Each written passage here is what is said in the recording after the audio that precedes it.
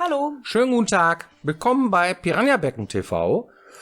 Ich bin Björn, du bist Jenny und wir sind Piranhas und wir machen heute ein Thema über Namen und Listen und die Credits, Game Credits am Ende. Da gibt es ja immer so die Liste von die Verantwortlichen, die Phase 6 einer Produktion. Die Würdigung der Unbeteiligten. Nenne ich manchmal scherzhafterweise so. Ja, da stehen dann irgendwie 5000 Namen und nur die Hälfte oder nur ein Bruchteil davon haben tatsächlich irgendwie, natürlich haben alle was dazu beigetragen, aber die einen mehr und die anderen weniger. Ich glaube, die krasseste Liste, die ich je gesehen hatte, war bei GTA 5. Nicht Herr der Ringe? Boah. Ja, wir haben weniger als 100 Leute gefragt. Sag mal, liest du die Credits bis zum Ende? Egal wie lang die sind.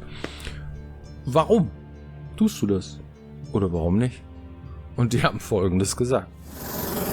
Habe ich nur getan, weil der Erik mal bei einem Let's Play, was ich mir angeschaut habe, immer so schöne Musik dazu macht. Und wenn es dann vorbei ist, dann habe ich mir das mit angeguckt. Und dann sinniert er noch. Ansonsten alleine, bin ich ehrlich, nein. Ich lese Credits eigentlich immer bis zum Ende, aber eigentlich hat sich das aus beruflichen Gründen so entwickelt, weil ich das ganze Spiel mit aufnehmen will. Ich will da nicht Ende machen und am Ende habe ich noch nach den Credits immer noch mal ein Fazit geben, immer noch mal Revue passieren lassen, vielleicht noch mal ein bisschen das Spiel besprechen, was vielleicht gemeint ist. Nein, ich lese nicht immer Credits bis zum Ende, weil manchmal nerven sie. Ich finde es manchmal gar nicht schlecht, wenn sie im Spiel die wichtigsten Credits vorne, so wie ein Vorspann bei einem Film, eingeblendet werden. Dann finde ich es ganz cool, aber im Kino bleibe ich auch meistens nicht bis zum Schluss sitzen. Tatsächlich, ich schaue sie mir an. Ob ich sie tatsächlich sehr bewusst lese, weiß ich nicht. Aber es könnte ja immer noch sein, dass sich was versteckt. Ich meine, das MCU ist das beste Beispiel. Ne? Wenn sich eine Post-Credit-Szene versteckt, die ich dann verpasse, das wäre dann natürlich sehr tragisch. Von daher natürlich. Und außerdem mag ich es inzwischen ganz gerne, wenn am Ende so die deutschen Studios kommen. Weißt du, am Anfang ist immer so international, hier irgendwer, bla. Und am Ende sind nochmal die deutschen Studios. Und man kennt inzwischen schon ein paar Leute und freut sich immer, die zu sehen. Das muss ich zugeben, ist mein Guilty Pleasure. Ja, ich lese Credits. Selbst im Stream habe ich immer die Credits durchlaufen lassen. Alles kriege ich meistens nicht immer erfasst. Ich versuche immer, meistens ist es dann doch zu schnell. Aber für mich ist das immer eine Art von Respekt, die man so einem guten Spiel dann am Ende entgegenbringt. Ob man das jetzt tut oder nicht, das glaube ich, muss jeder für sich selber entscheiden. Für mich ist das aber immer sehr, sehr wichtig, wenn ich ein Spiel richtig geil fand, dann auch wenigstens die Credits noch mitzunehmen. Ja. Machen wir das? Eigentlich immer, ne? Ja. Wir machen das immer, weil wir auch neugierig sind. Wer sind die? Wie viel sind die? Und wir vergleichen uns oft mit denen. Manchmal Filme auch, aber weniger, wenn der Song kacke ist, der da gespielt wird. Da kann schon mal sein, so, boah, ne? Ist mir schon ab und zu mal passiert, wo ich denke, Stimmt. Die Musik, die spielt auch eine Rolle, ne? ja, auf jeden Fall. Also wenn die Musik nervt, so, ne, dass irgend so ein Kollege von uns hat sich beschwert darüber, dass am Ende von Blade Runner, der neue, ne, also der letzte, 2000, schlag mich tot, am Ende so ein Charts-Mucke gespielt wird. Human oder so hieß das. So, das wird doch da gar nicht reinpassen und dann sind die auch noch so unverfroren und ballern das Ding auch noch auf den Soundtrack, das hat doch da gar nichts zu suchen. Ich verstehe das. Trotzdem finde ich den Song auch passend und gut, aber ja, ich verstehe auch, wenn man sagt, okay, bis dahin ist irgendwie Hans Zimmer Vangelis Hybridmusik gespielt und dann kommt dann so ein Charts-Mucke-Kram. Da macht ihr manchmal auch aus, oder? Oder guckt ihr euch die Credits dann auch noch zum Ende an? Warum? Und warum? Ja. Ja, was sagen einem die Credits, ne? Die Credits, In der Reihenfolge, wie sie da genannt werden, sollte da die Wichtigkeit oder Unwichtigkeit der Person verantwortlich, hat da überhaupt was zu sagen gehabt und hat überhaupt irgendwas dazu beigetragen oder nicht und so. Klassischerweise ist am Anfang immer der Entwickler. Na, ich glaube, der Publisher wird dann als nächstes genannt und dann darunter kommen die ganzen anderen zuarbeiten, wie zum Beispiel Sprachaufnahmen, irgendwelche Techniken, Tester und so weiter, die ja auch meistens mit an einem Publisher hängen. Die werden dann auch noch vorher genannt und so weiter. Und dann ganz unten kommen dann irgendwann die Special Thanks. Die haben wir auch nie vergessen, ne? Haben wir auch immer gemacht. Fand ich persönlich zum Beispiel immer das Schönste. Ja? Ja, die Thanks. Weil du dann quasi nicht nur den Namen von jemandem liest, der irgendwas gemacht hat, sondern auch noch eine persönliche Note da reinkommt. Fand ich immer am spannendsten, die Thanks zu lesen. Interessant, ja. Warum dankt der jetzt wem? Und manchmal ist sogar ein lustiger Spruch dabei. Ne? Ja. Ich wüsste schon, was ich schreibe. Ja? Ich noch nicht. Hast ja noch ein bisschen Zeit. Ich habe noch ein bisschen Zeit, genau. Ne? Ja. Ja. Ja, cool. Ja, es gibt ja auch so Credits, die quasi nicht nur irgendwie schwarzer Hintergrund mit weißer Schrift und die wandert nach oben weg und irgendwann ist zu Ende, sondern du kannst ja auch so Kniffe einbauen in die Credits. Die machen das Ganze vielleicht nochmal ein bisschen interessanter. Was ich zum Beispiel besonders schön finde, sind zum Beispiel Screenshots oder Fotos. Ne? Das heißt, da kann man natürlich auch total übertreiben, ne? Und irgendwie zu jeder einzelnen Figur irgendwie ein Bildchen dabei packen. Das macht dann kaum einer. Aber man könnte zum Beispiel, ne, wir haben zum Beispiel in der Regel ein Gruppenfoto mit reingepackt, damit du einmal das Team siehst. Ne, das haben wir gerne gemacht. Aber es gibt auch welche, die geben sich echt viel Mühe, dann die Credits zu unterteilen und dann nochmal irgendwie, kannst du nochmal sehen, irgendwie nochmal Ausschnitte deines eigenen Erlebnisses aus dem Spiel oder irgendwie, manche haben sogar animierte Figuren, die dann nochmal eben an den Buchstaben hochklettern und so ein Kram, ne, der lockert das Ganze natürlich auch nochmal immens auf. Ja. Aber dann darf man sich als Entwickler fragen, wie viel Zeit investierst du jetzt darin, die Credits schön zu machen, die vielleicht nur irgendwie 10% der Spielerschaft zu Gesicht bekommen, in Relation dazu irgendwie zu sagen, dann poliere ich vielleicht an der Stelle vielleicht doch nochmal lieber ein bisschen am Spielstand herum. Ne? Das ist dann immer so ein bisschen eine Philosophiefrage, wie viel Zeit man sich mit den Credits lässt. Ja. Ja, die sind nicht wichtig, ne? Die sind nicht wirklich wichtig, weil du hast zwar tatsächlich diese die Ehrung, sage ich jetzt mal, der Beteiligten, ja, die Würdigung der Beteiligten, aber auf der anderen Seite, das Ding ist vorbei, ne? So. Bei Elex war es das nicht. Und bei vielen Spielen ist es das auch nicht, weil danach geht das Spiel oft weiter. Ist bei uns neuerdings auch so, ne?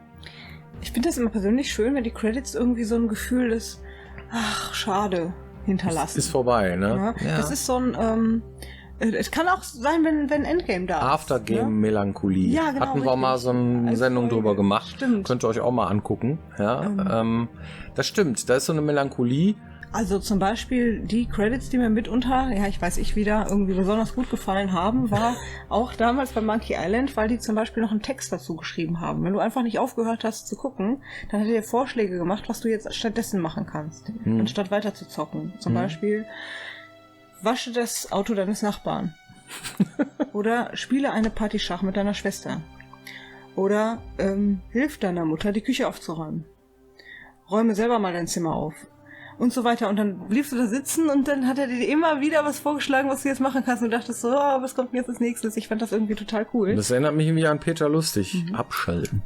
Ne? Oder du kannst es halt auch so machen, das ist halt, du sagst jetzt zum Beispiel, die wichtigsten Leute sind in der Regel oben, in Form von, wer hat denn tatsächlich das Spiel gemacht? Also im Groben, ja. So, ne? So, also jetzt nicht konkret, aber ne, so im, ja. Ja, also wer hat am Spiel mitgewirkt? Ja, wer hat am meisten ne? dran, war beteiligt und am meisten. Ja, genau. Da gibt es aber auch so Phänomene, wie zum Beispiel die Credits am Ende durchlaufen zu lassen. Dann bietet man häufig noch an, zum Beispiel im Menü kannst du das einmal anklicken und dir auch vorher schon mal angucken, wenn du möchtest, wenn du interessiert bist, wer hat denn das gemacht. Musst du aber nicht. Und dann gibt es so Phänomene wie Leute, die die Credits ins Spiel einbinden. Wie so die damals so ein Tatort, hätte ich jetzt fast gesagt. Irgendwie, du machst den Film an und dann steht da erstmal irgendwie Regie, bla bla bla bla. Oder der und der Schauspieler im Spiel, ja. Das gibt es auch, fand ich besonders bemerkenswert bei Death Stranding, Hideo Kojima. Ich habe nicht mitgezählt, wie oft sein Name zu lesen war bei den Credits, die sowohl im Spiel, am Anfang des Spiels, am Ende des Spiels und in den Credits nochmal aufgelistet wurden, dass er da mitgemacht hat. Das ist auch eine Form der Werbung, ja. Das heißt, wenn du so oft einen Namen erwähnst und den merkst, dann kannst du zum Beispiel das nächste Mal sagen, hier, Pupsi das Eichhörnchen ist ein Hideo Kojima-Spiel. Und die Leute sagen, ey, das ist doch Hideo Kojima, den kenne ich doch. Ne? Weil du den irgendwie 10-mal gelesen hast und dann kaufst du das Spiel irgendwie Tom Clancy's bla bla bla. Ne? Also das heißt, du kannst quasi mit Credits auch Namenswerbung betreiben. Könnte man machen. Ne? Also oftmals sieht man in den Credits ja sehr viele Überschriften und dann sieht man erstmal überhaupt, was es überhaupt alles zu tun gibt bei so einem Computerspiel. Auch spannend, ja. Ne, weil es ist ja so, was für Jobs kann man denn überhaupt machen da? Ne? Animateure, was ist das denn? Oder Supervising Association Manager from Hell. Das Dingen ist halt, ne? Das sieht man zumindest mal so ein bisschen jedenfalls, ja, wie aufwendig so eine Produktion von einem Computerspiel überhaupt ist. Das stimmt. Und wie viele Leute da tatsächlich irgendwie dran mitwirken. Es ist immer ein Team. Es ist sind wenig Einzelpersonen, die irgendwie Einfluss nehmen, ja, klar, die schlussendlich auch Dinge entscheiden müssen und so, aber ohne diese ganzen Leute, die dann da mithelfen oder so, wird es das nicht geben. So, ja, und das ist halt so, wenn du jetzt so Indie-Games siehst oder so, wie wenig Leute da stehen, oder so ein Spiel wie bei uns, da stehen ein paar mehr Leute, oder wie bei anderen Spielen, da stehen dann noch mehr Leute oder so. Ne? Wir sind 30 Leute, 30 Entwickler. Und andere, die sind irgendwie 10-mal so groß. Ne? Oder noch größer teilweise. So. Das ist schon... Und die stehen dann auch alle mit ihren... Und wenn sie nur eine Melone getragen haben, ja, das stehen dann in den Credits so. Ne? Aber dann siehst du auch auf jeden Fall, wie viele unterschiedliche Aufgaben die Leute haben. Und das finde ich auch immer sehr spannend. Das fand ich auch damals schon immer spannend. Ne? Fand ich auch, ja. Weißt du, was ein Gaffer ist? Bei Gaffer heißt das, ne? Bei den Filmen irgendwie. Da gab es immer so einen Gaffer. Ich habe mir das immer vorgestellt wie ein Typ mit einem Zylinder, der an der Ecke steht und sich anguckt, wie die... Ist natürlich keine Ahnung. Aber man kann schon ziemlich gut gucken, was es für Jobs gibt und wie viele Leute da wirklich dran arbeiten und wie viele unterschiedliche Einflüsse das Ganze hat. Ne? Stimmt. Ja. Ja gut, hast du eine Community-Frage? Ich guck. Also, wie viel gebt ihr eigentlich privat für Videospiele aus? Kauft ihr die meisten Spiele davon direkt zum Release? Kauft ihr öfter im Sale oder Spielebundles? Eigentlich, wenn ich auf ein Spiel warte, kaufe ich es mir auch sofort. Ja. Aber vorbestellen machen wir nicht so. Ne? Es gibt viele bei uns, die vorbestellen. Der Harry zum Beispiel bestellt irgendwie alles immer vor. Auch dann immer der Collectors Edition, damit er einer der ersten ist, die sowas überhaupt haben. Wehe, ich krieg's dann eher bei Saturn, ey. Dann ist aber... Ja, Bundles kaufe ich eigentlich nicht. Ich kaufe mir immer konkret das Spiel, was ich spielen möchte. Und dann kann es sein, dass es mal einer im Sale ist oder mal nicht. So, ne? Und auf der Konsole ist es dann so, die haben manchmal so komische Sales, irgendwie so und so viel Prozent, ne, Freitagsgedöns oder was auch immer. Da gucke ich auch manchmal rein, ob es irgendwie was gibt, ne, was mich interessiert. Und dann habe ich auch schon mal ein paar Spiele gekauft, habe ich schon mal gemacht. Aber eigentlich mache ich das nicht.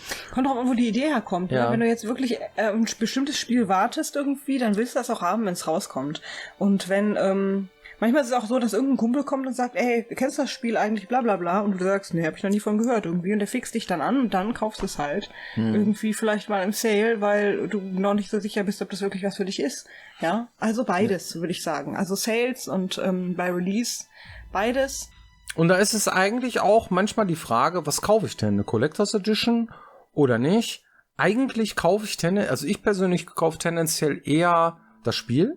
Ja. Ne? Und wenn es mal selten vorkommt, wie hier Ezio oder so, habe ich auch mal eine Collectors Edition gekauft. Ne? Also das macht schon Sinn, auch Spaß. Aber irgendwann hast du auch nicht mehr genug Platz, irgendwas hinzustellen, ne? Oder? Ja, vor allen Dingen, es gab da so Phänomene, da hast du dir irgendwie ewig drauf gefreut, hast dir eine Collectors Edition geholt und später festgestellt, das Spiel war gar nicht so gut. Das ist dann ärgerlich. Da habe ich auch schon mal gemacht, ja. Und wenn man das Spiel zuerst gespielt hat und es wirklich super war, dann kann es auch sein, dass man vielleicht zusätzlich doch nochmal die Collectors Edition dazu kauft, ne? Hat schon mal vorgekommen, ja. Ja, gut. Wir hoffen, das hat die Frage beantwortet, irgendwie. Ja, wir hoffen, wir sehen euch nächste Woche wieder hier bei Piranha Bytes TV. Genau, bis dann. Macht's gut.